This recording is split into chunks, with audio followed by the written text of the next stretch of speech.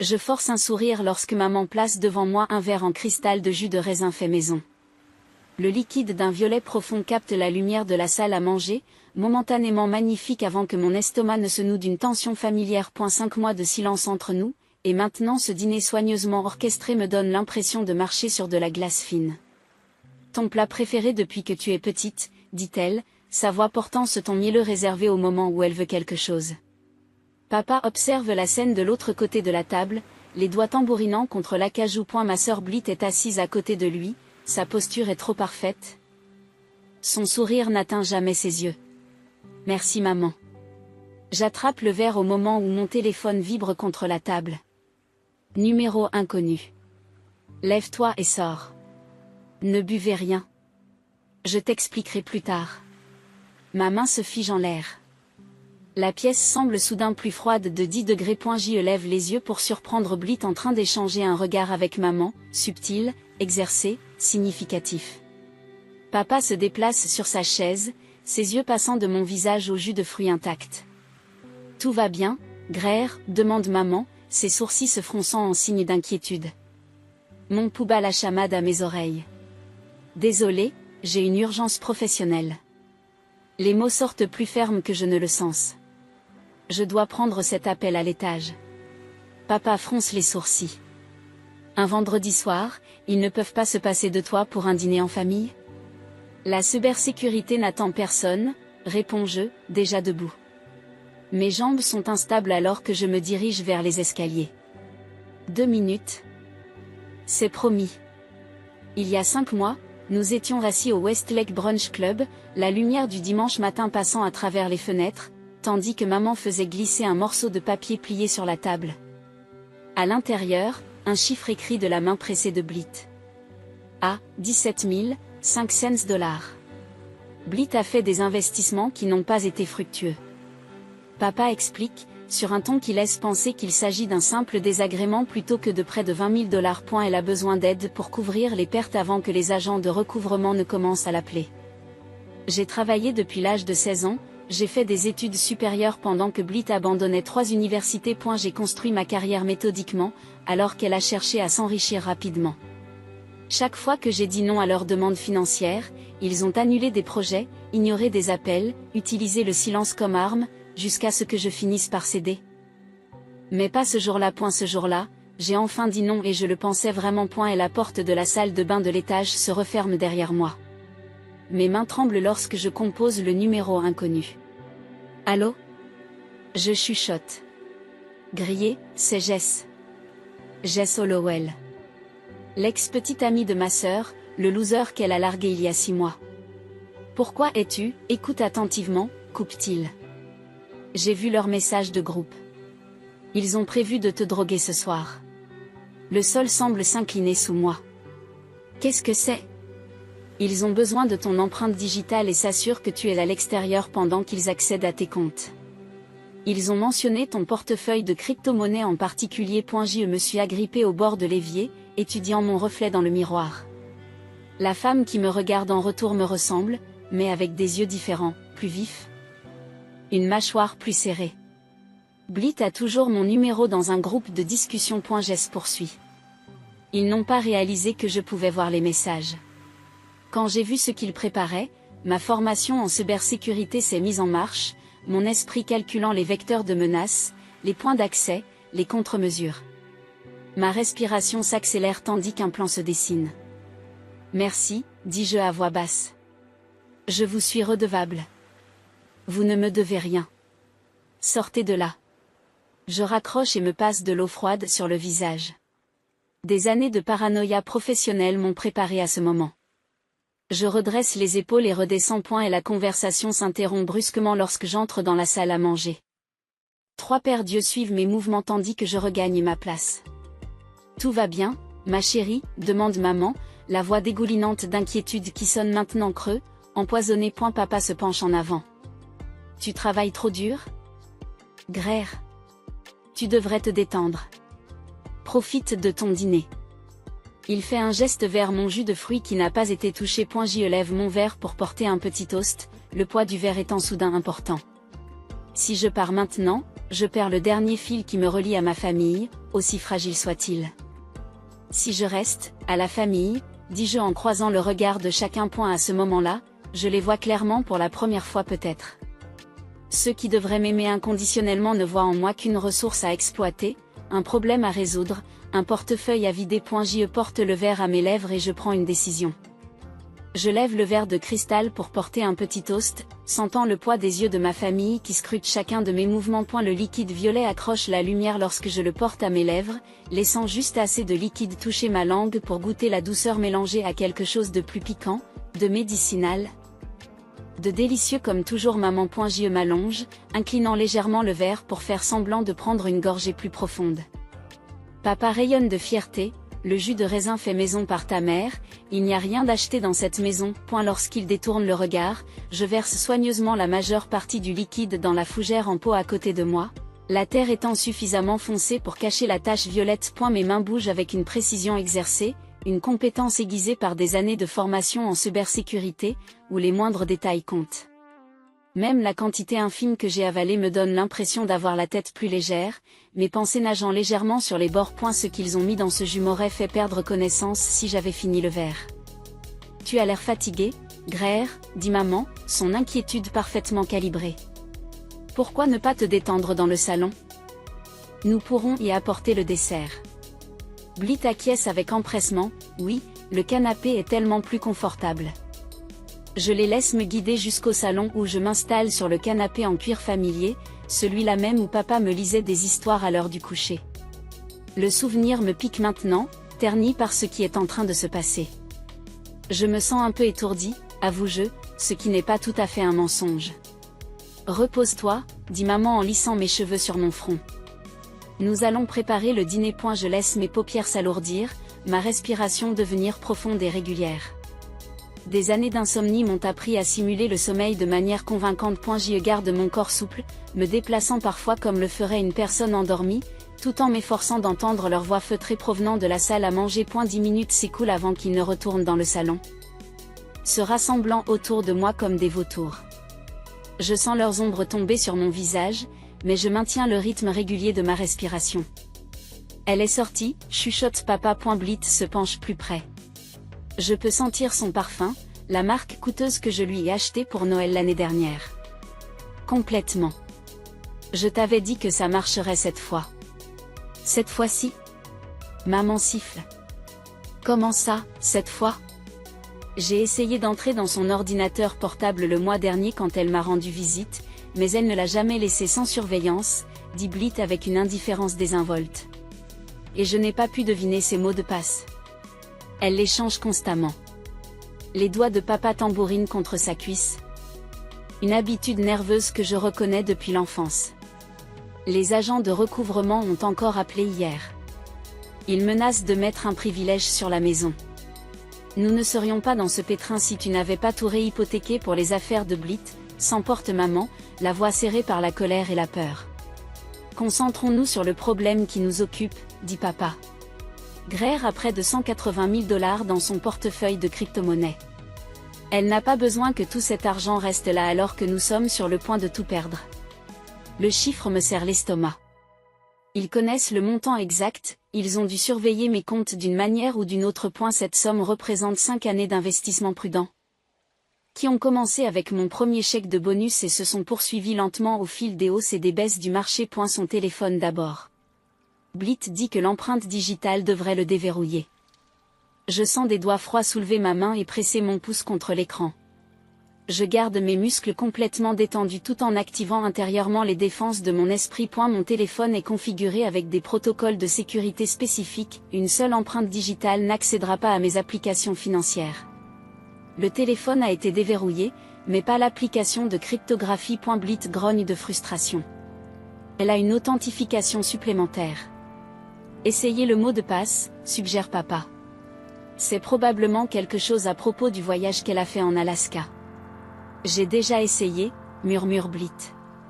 Et son anniversaire. Et des combinaisons de ce genre. L'on se penche plus près. Son parfum l'envahit momentanément. Une fois que nous aurons transféré les fonds sur ce compte offshore, elle ne remontera jamais jusqu'à nous, elle pensera juste qu'elle a été piratée. Oh, les mots tombent comme des coups. Ma propre mère. La femme qui m'a appris à économiser mon argent de poche dans une tirelire en forme de robot. La reconnaissance faciale ne fonctionne pas non plus, se plaint Blit après plusieurs tentatives. Elle doit avoir une sorte de système à 2 facteurs. Bien sûr que j'en ai un, me dis-je. La cybersécurité m'a appris à construire des défenses en plusieurs couches. Mon authentification requiert des schémas spécifiques, que je suis la seule à connaître, en tapant sur l'écran dans une certaine séquence tout en regardant des points particuliers. Papa soupire lourdement. Peut-être devrions-nous la réveiller en douceur, la faire parler pendant qu'elle est désorientée. Les gens sont influençables quand ils sont à moitié endormis. Pas encore, dit maman. Essayons d'abord d'autre chose. Alors que je suis allongée sur le canapé, immobile, écoutant ma famille comploter, un étrange sentiment de clarté m'envahit. Les personnes qui se tiennent au-dessus de moi, celles qui devraient me protéger par-dessus tout, ne voient en moi rien de plus qu'un distributeur automatique de billets doté de dispositifs de sécurité peu pratiques. Mon pouce accélère, mais je reste endormi. Dois-je les affronter maintenant ? Regarder leur visage lorsqu'ils réaliseront que leur fille a entendu toutes leurs intrigues, ou dois-je continuer cette mascarade, en rassemblant davantage de preuves de ce qu'ils sont prêts à faire ? Que feriez-vous lorsque les personnes qui devraient vous protéger deviennent celles dont vous avez besoin d'être protégés ? Les jointures de papa blanchissent alors qu'il saisit mon téléphone. Allons dans mon atelier. J'ai des outils qui pourraient contourner le système de sécurité absurde que sa société a installé. Maman se perche sur le bord du canapé, son gilet serré sur la poitrine malgré la chaleur de la soirée. Robert, fais attention. Si nous l'abîmons, nous n'aurons plus rien. Je me concentre pour que ma respiration reste superficielle et régulière. La moindre gorgée de ce jus de fruits m'a suffisamment étourdie pour que mon rôle de fille inconsciente ne soit pas tout à fait une comédie. À travers les paupières à peine écartées, je les regarde planer au-dessus de moi comme des vautours. Blit se penche en avant, sa voix se réduisant à un murmure. Peut-être devrions-nous essayer de la réveiller doucement. Elle pourrait être assez désorientée pour nous donner le mot de passe si nous la ramenons à la conscience. Ça vaut le coup, murmure papa en posant mon téléphone sur la table basse. Eleanor, va chercher de l'eau froide. Mon cœur cogne contre mes côtes si violemment que je crains qu'il ne remarque les pulsations sous mon chemisier. Tous mes instincts me poussent à bondir, à les affronter, à leur demander comment ils ont pu me trahir aussi complètement. Mais cela ne servirait à rien, si ce n'est à leur faire comprendre que leur plan a échoué. J'ai besoin de preuves concrètes et indéniables de ce qu'ils ont fait. Pendant qu'ils sont distraits par maman qui se dirige vers la cuisine, je passe à l'action. Mes doigts s'agitent contre le coussin du canapé, selon un schéma précis. 3 coups, pause, 2 coups. Est la fonction d'enregistrement d'urgence que j'ai programmée après un trop grand nombre de réunions hostiles avec des clients. L'écran de mon téléphone reste sombre, mais je sais que le microphone enregistre tout. Combien de temps ce sédatif doit-il durer ? Demande papa, dont la voix porte depuis le couloir alors qu'il suit maman. Blit hausse les épaules. Suffisamment près pour que je puisse sentir son parfum, la marque coûteuse que je lui ai achetée à Noël dernier. Le type a dit 4 à 6 heures, en fonction de son poids. Le type ? Jésus. Blit. D'un dealer quelconque ? La voix de maman s'élève avec inquiétude avant de retomber. Et si ça se passe mal ? C'est bon. Il vend au vétérinaire. C'est le même produit qu'ils utilisent pour calmer les chats anxieux pendant les orages. Tranquillisant pour chat. Ils m'ont drogué avec un tranquillisant pour chat. Un rire hystérique menace de s'échapper de ma gorge. Je le ravale. Papa revient, de l'eau glacée à la main. Si ça ne marche pas, il nous reste l'option des empreintes digitales. Un souvenir fait surface de manière inattendue. Mon père me montrait, à 12 ans, comment créer mon premier mot de passe de messagerie. N'utilise jamais ta date de naissance, Grherbert, m'avait-il dit en ébouriffant mes cheveux.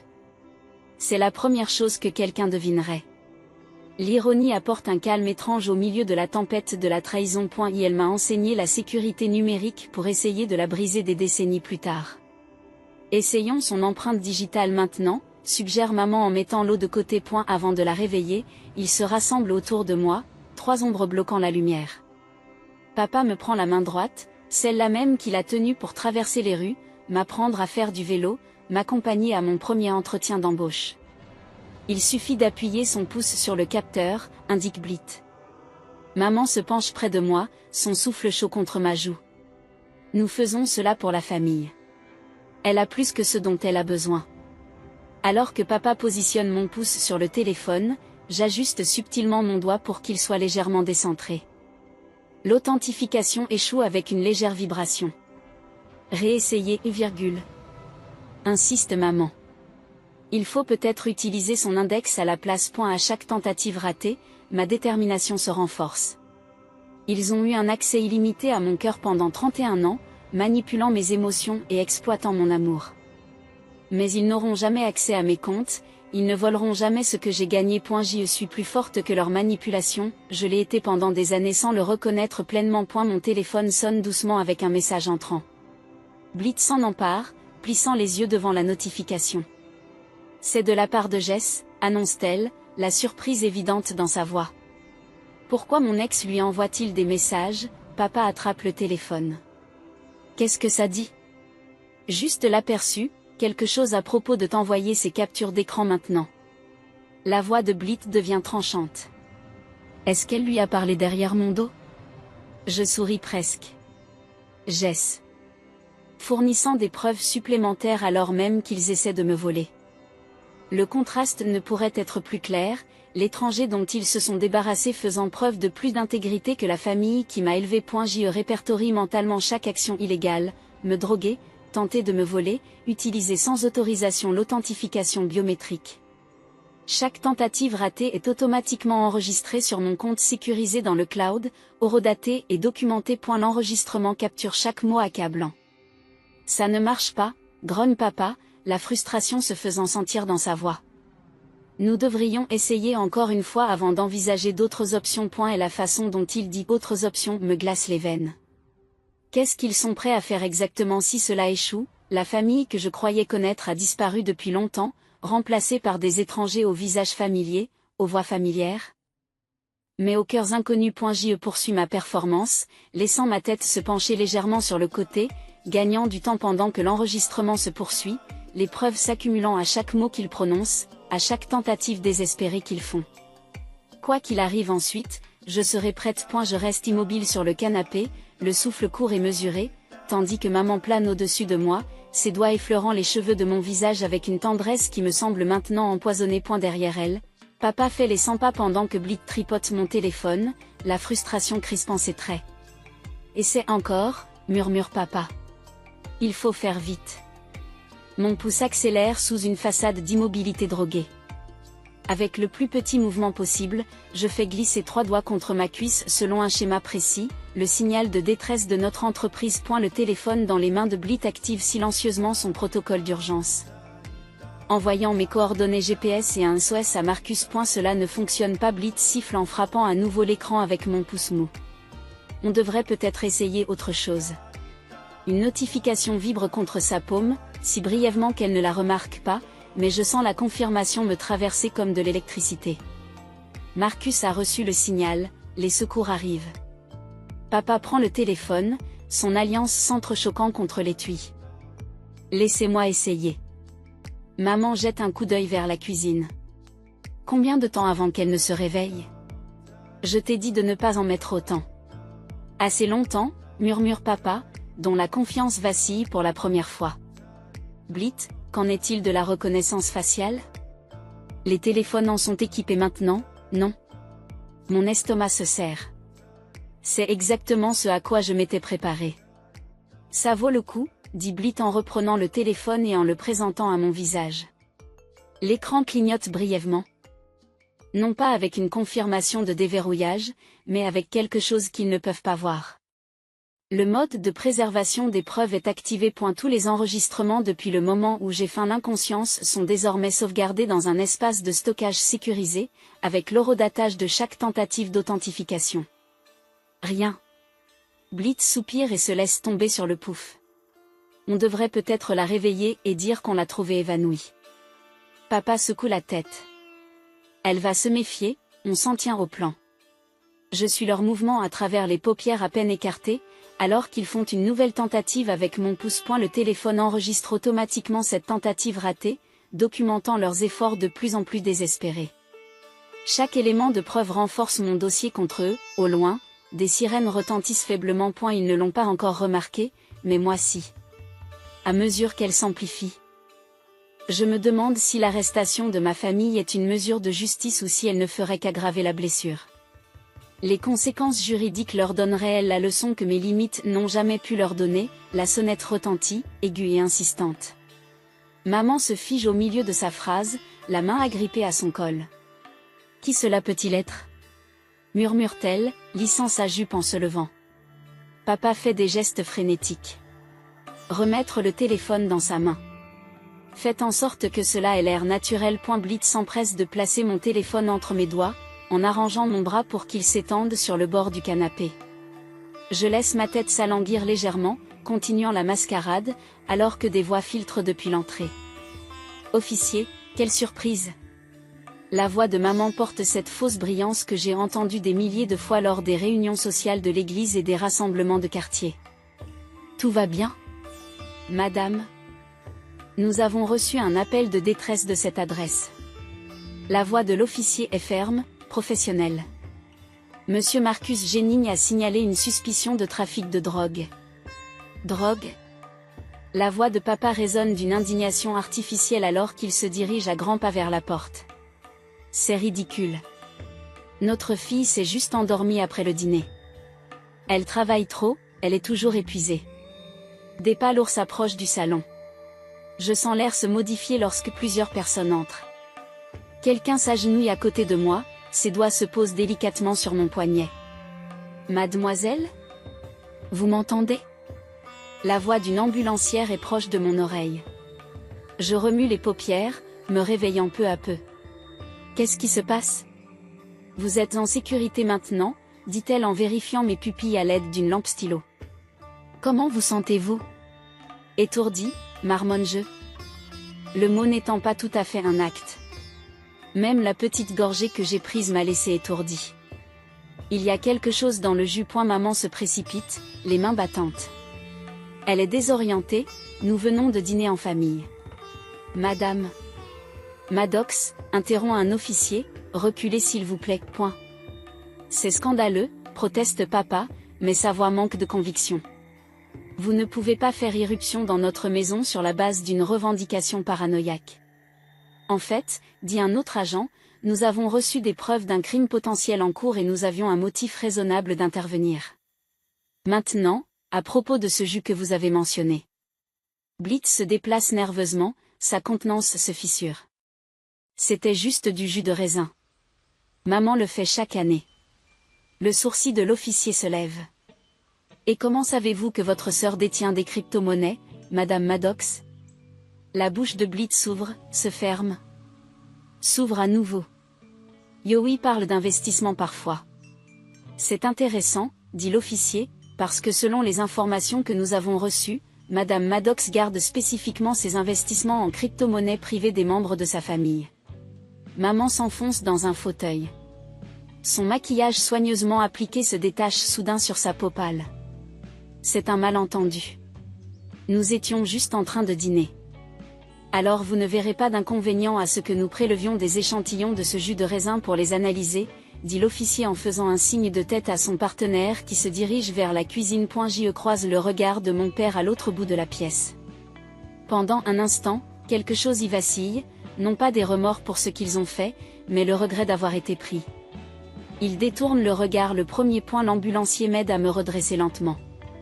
Nous devrions vous emmener à l'hôpital pour une analyse de sang, afin de nous assurer que ce qu'ils vous ont administré est bien éliminé. Alors que je me lève de manière instable, je sens le poids de mon téléphone dans ma paume, les preuves sécurisées, la famille exposée. Les officiers se déplacent avec une efficacité éprouvée autour de nous, recueillant déclarations et échantillons, tandis que la façade parfaite de ma famille s'effrite morceau par morceau.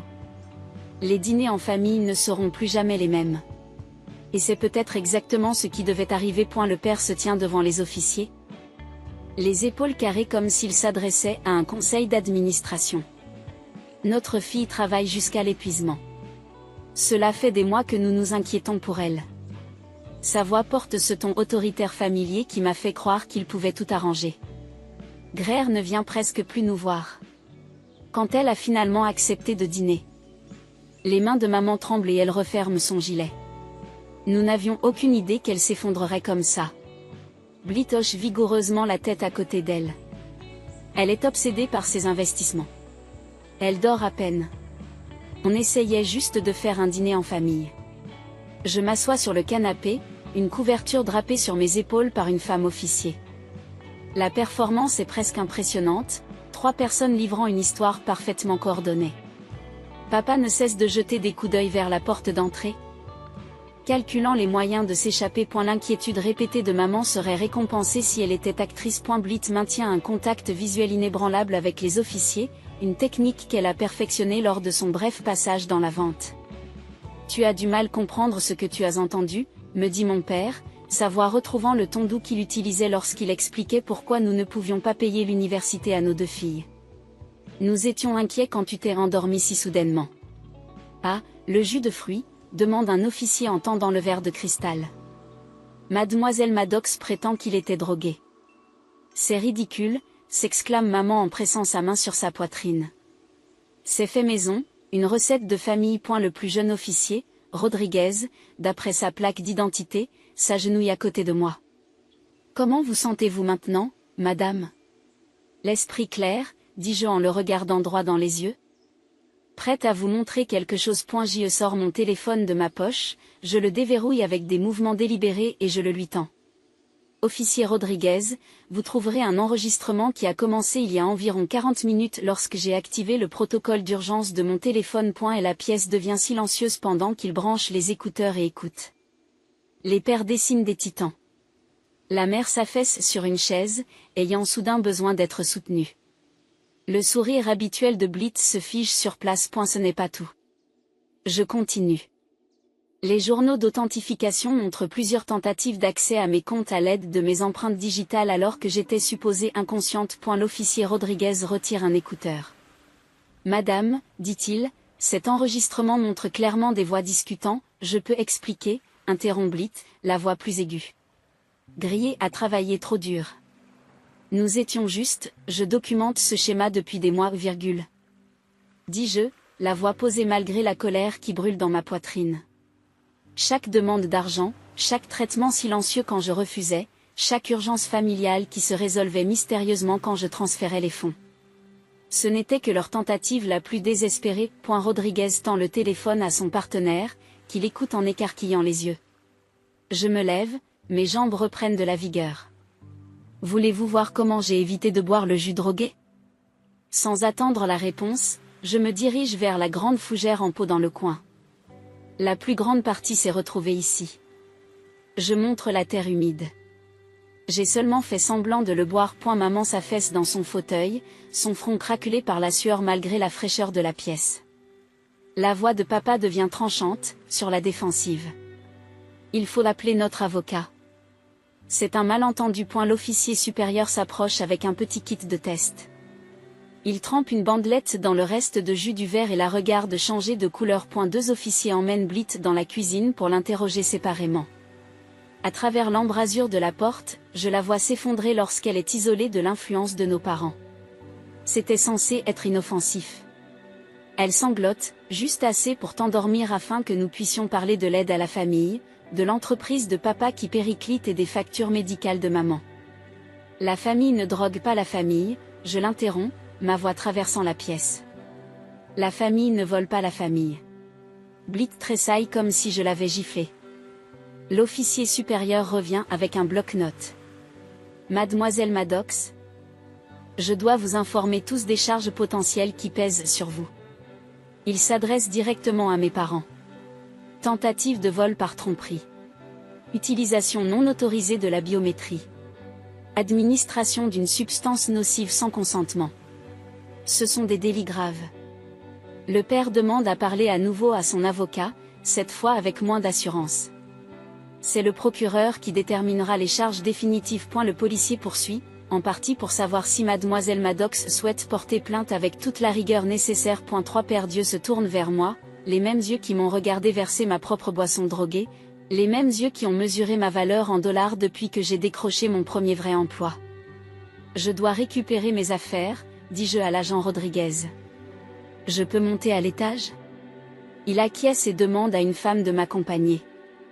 Alors que je monte les escaliers, j'entends ma famille être séparée pour des entretiens individuels. Le poids de 31 années de manipulation s'alourdit à chaque pas que je fais.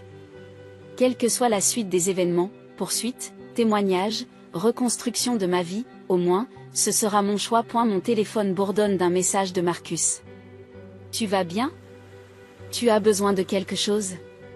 Pour la première fois depuis des heures, je souris. Tout le monde ne me voit pas comme un portefeuille ambulant. Certaines personnes s'intéressent à moi. C'est une chose sur laquelle on peut s'appuyer. Je règle le dernier capteur sur la porte de mon appartement et recule, admirant le système de sécurité élégant qui protège désormais ma nouvelle maison à Austin. 3 mois se sont écoulés depuis cette nuit, et je me réveille encore parfois avec des nausées fantômes, le fantôme d'un jus de raisin drogué sur la langue. J'annonce à la pièce vide. Système activé.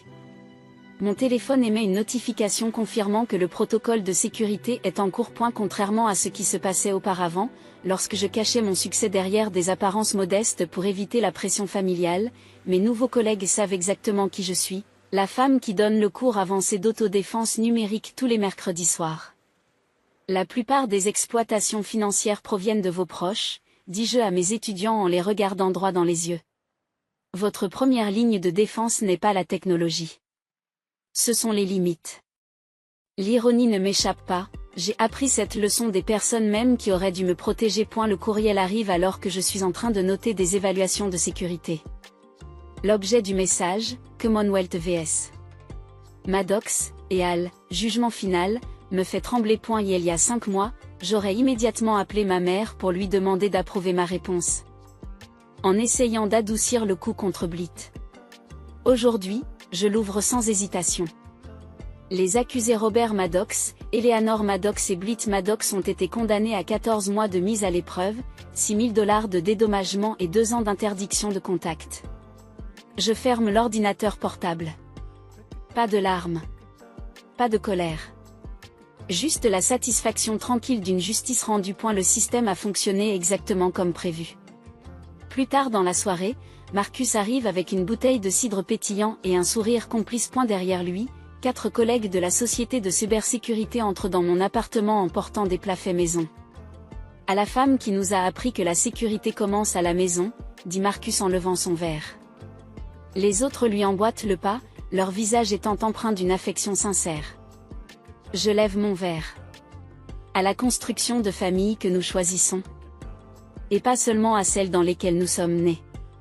Les mots sont suspendus dans l'air, à la fois célébration et éloge funèbre. 6 semaines plus tard, je me tiens devant un groupe de résidents âgés au Lakeside Senior Center, pointant du doigt l'écran de projection derrière moi. Les visages qui me regardent sont ceux de personnes qui ont grandi en faisant implicitement confiance aux autres et qui n'ont jamais imaginé que leurs enfants adultes pourraient considérer leurs comptes de retraite comme des distributeurs automatiques de billets.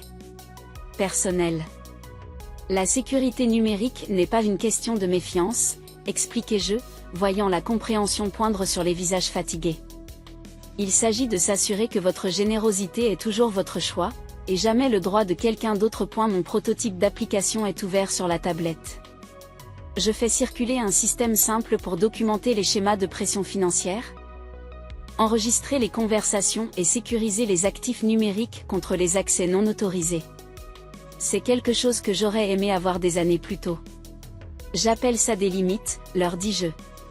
Parce que parfois, l'amour, c'est dire non. En me promenant ensuite dans l'épicerie discount, je la repère avant qu'elle ne me voie, insouciante, examinant les prix des soupes en conserve avec l'attention minutieuse de quelqu'un qui compte chaque centime. Ses cheveux sont tirés vers l'arrière en une queue de chevalative, les racines sombres se détachant sur le blond délavé. Le sac à main de Marc a disparu, remplacé par un sac fourre-tout en toile. Nos regards se croisent brièvement de l'autre côté de l'allée. La reconnaissance passe sur son visage, suivie de quelque chose qui pourrait être de la honte. Je pourrais m'approcher. Je pourrais lui demander comment elle va, si l'approbation la traite bien. Si elle a appris quelque chose de la destruction de notre famille. A eu lieu de cela, je me retourne et continue à descendre l'allée, en me demandant si une séparation complète est vraiment une guérison ou si certaines relations méritent une dernière conversation pour tourner la page. Chercheriez-vous à obtenir ce dernier mot, ou bien le silence est-il parfois la déclaration la plus puissante qui soit ?